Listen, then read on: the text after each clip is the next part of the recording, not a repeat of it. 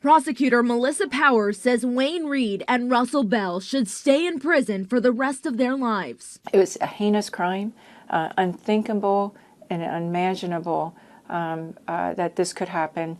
And it's the worst nightmare of any family of police officers, is whether or not they're going to return home. Reed and Bell plan to rob the King Quick convenience store on McMicken Avenue. As they cased the location, police caught on to them. The would-be robbers sped off. Officer Charles Birdsall followed them.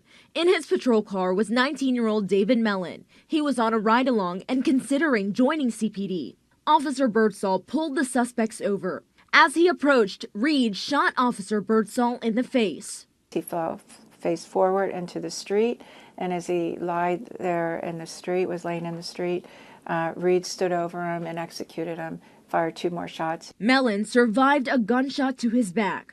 Officer Birdsall died at the hospital. Reed and Bell were convicted of aggravated murder. This was originally a death penalty case and should have been continued to remain a death penalty case.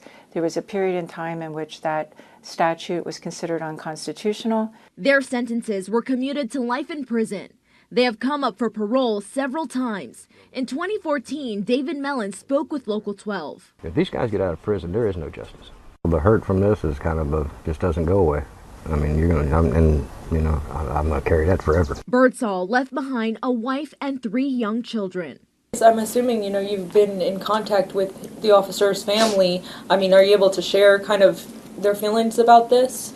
Obviously, they're heartbroken. This is something that's never left them.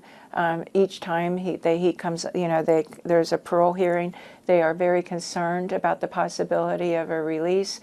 They want to make sure that the justice is served. And the only way justice is served is that they remain behind bars. Thanks for checking out Local 12's YouTube channel. Click the links and hit subscribe so you can be notified anytime we post new stories.